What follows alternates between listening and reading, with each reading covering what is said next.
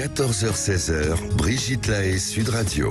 Nous sommes avec Christophe Médicis, créateur de la haute qualité relationnelle, qui vous propose un séminaire sur Paris le samedi 18 février. Vous pouvez aller sur le site de Christophe Médicis si vous avez envie de vous y inscrire. Ça vous permettra dans ce stage de la journée, donc c'est sur l'écologie relationnelle d'ailleurs, de mieux gérer les personnes qui seraient toxiques et qui seraient autour de vous. Marjolaine, bonjour. On va vous donner la parole dans un instant, mais je voudrais d'abord la réponse à ma devinette, puisque vous la connaissez. Alors, quelles sont les 10 meilleures années d'une femme?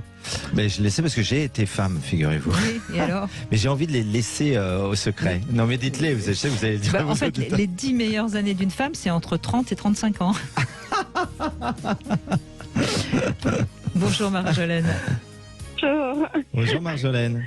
Bonjour. Enchantée. Merci de m'avoir pris à l'antenne.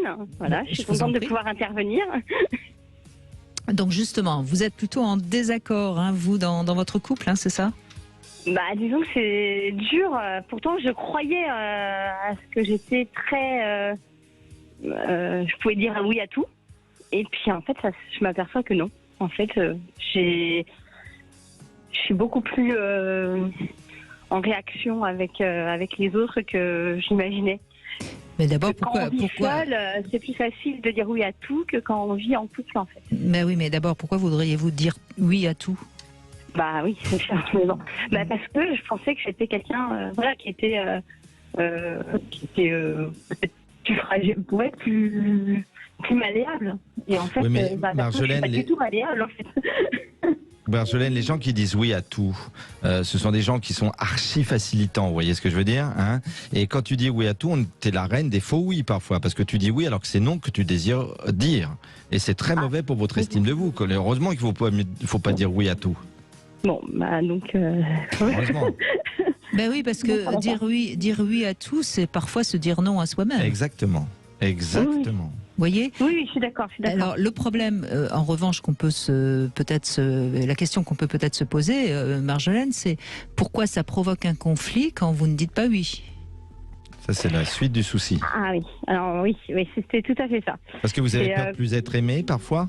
C'est peut-être la manière dont vous dites non qui pose problème. C'est pas le fait que vous disiez non, ou c'est peut-être l'autre qui ne supporte pas qu'on lui dise non. Vous voyez, c'est ça qu'il faut comprendre. Oui. Je suis née dans une famille où on avait le droit de parler. On avait le droit d'avoir nos opinions, on avait le droit de s'opposer à nos parents. On avait une liberté d'expression qui était assez incroyable.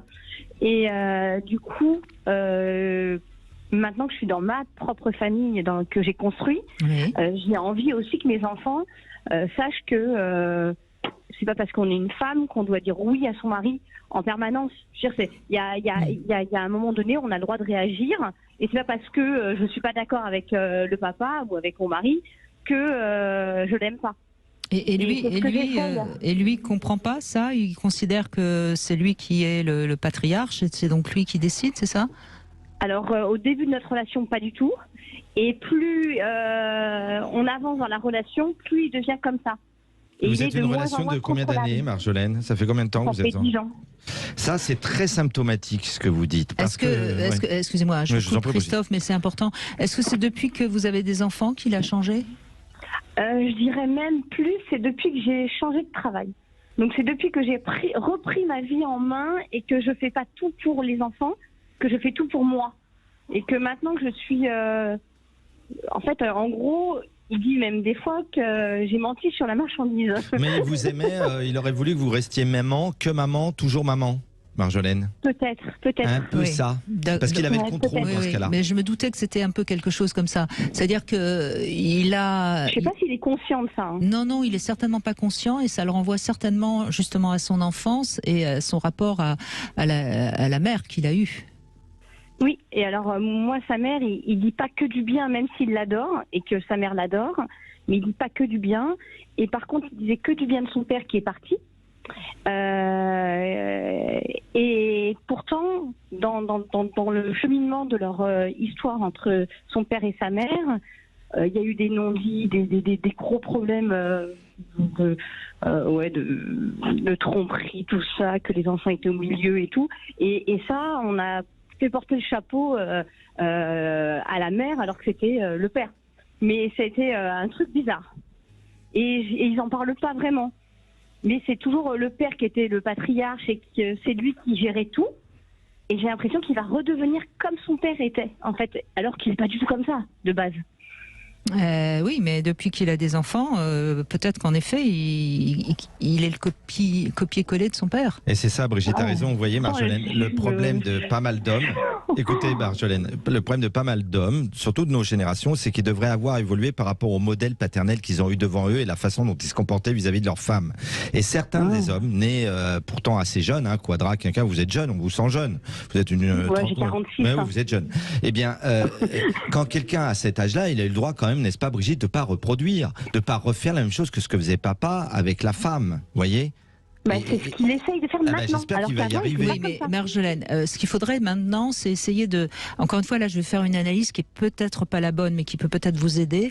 Peut-être que tout ça, ça traduit quoi? Ça traduit sa blessure d'enfant, de voir ses parents se séparer et de voir ses parents de détruire le couple parental.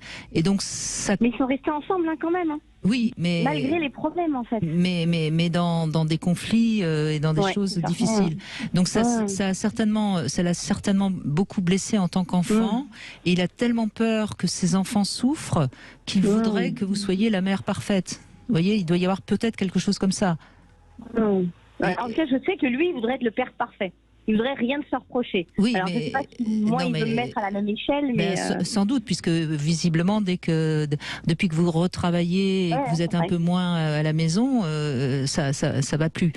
Donc voyez, c'est son enfant intérieur, là, finalement, qui vous gêne, enfin, qui le gêne et qui gêne dans la relation de couple. Donc il faudrait déjà... vos enfants vont bien. Ah oui, c'est des piles électriques, oui. Oui, mais enfin, je veux dire, ils vont bien. Il y a pas, ils travaillent bien à l'école. Ils sont pas dans des... Si, j'ai un enfant qui a comment ils appellent ça, le trouble du déficit de l'attention. Il est hyperactif et il n'arrive pas à se concentrer. Il a certainement des 10 qu'on est en train de chercher parce que bon, il est qu'en CP, donc il a redoublé son CP et donc. Mais voilà, je pense que c'est un manque de l'attention et je pense que le papa, il a ça aussi, mais il ne le sait pas.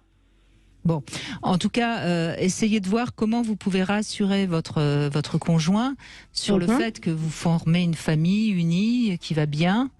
Et peut-être que c'est plus en le rassurant qu'en essayant de continuer à affirmer votre autonomie et votre liberté, vous voyez. Oui. Et en termes d'écologie relationnelle, puisqu'on est dans le thème, nous, de cet après-midi de l'émission que nous animons avec Brigitte, vous, de la qualité de la relation avec lui, vous l'évalueriez comment? Bonne, très bonne, ou c'est un petit peu souillé ces derniers mois, ces dernières années? Oui, là, ça fait 3 ans que ça s'est détérioré. Et j'ai souvent, on se pose la question s'il faut rester ensemble, mais on se le dit pas. C'est souvent, c'est des soirées arrosées, il y a des trucs qui se disent, mais autrement, on le dit pas, on n'en parle pas. Voilà, mais vous, au fond de vous-même, vous avez envie de sauver le couple ou pas? Ah oui, moi je suis contre le divorce. Alors là, je me suis mariée, j'ai dit c'est pour le meilleur et pour le pire. Donc non, vraiment. Donc je me dis qu'il y a toujours une il faut parler, il faut discuter, il faut voilà, il y a quelque chose. Jusqu'à un certain point, Marjolaine, pour certaines relations, vous comprenez? Si l'autre fait rien. Oui, tout à fait. L'écologie relationnelle, ça commence, Brigitte le disait au début de l'émission, par soi-même. L'écologie relationnelle, c'est comment je suis avec moi-même. Si c'est pour vous autodétruire, à un moment donné, il vaut mieux pas aller. Non, mais là, c'est pas le cas avec vous, mais dans d'autres cas, vous voyez. Tout à fait. Donc je pense, Marjolaine, que cet homme, il a besoin d'être rassuré, comme beaucoup d'ailleurs, parce que c'est son enfant intérieur qui souffre. Et puis, ne vous affirmez pas dans une sorte d'affirmation trop directe. Faites ce que vous avez envie de faire et puis mettez-y un petit peu les formes pour éviter ces conflits qui quelque part, ne sont pas des conflits par rapport à votre autonomie, qui sont des conflits par rapport à sa souffrance, vous voyez. D'accord, ok. Donc, ne vous sentez pas attaqué dans votre autonomie et dans votre liberté. entendez que quand il vous attaque, c'est lui qui souffre et qu'il a peur. Oui. Bah, c'est comme ça que je le sens, c'est comme ça que je l'imagine, mais c'est dur de soigner quelqu'un en fait. Et s'il veut pas lui être soigné. Alors donc, voilà, c'est ce mal que j'ai en fait. Ça, vous ne pourrez pas le soigner, mais vous pouvez éviter le conflit. Et puis après, si vraiment vous voyez que ça ne s'améliore pas, à ce moment-là, vous pouvez peut-être lui indiquer qu'il faudrait peut-être qu'il avance sur lui-même, bien sûr. D'accord. Ok. Merci en tout cas. Merci Marjolaine, c'est intéressant, on est au cœur du sujet. Exactement. On est au cœur du sujet. Bon, moi, je suis très contente aussi. Moi, ça m'aide aussi à auto-analyser. Voilà. Eh ben, on est là pour ça. Merci beaucoup. On fait une petite pause. On se retrouve dans un instant. Toujours avec vous, bien sûr. N'hésitez pas si vous êtes en désaccord. Un petit éclairage permet souvent de réajuster et d'éliminer les fausses notes. On en parlait au début de l'émission.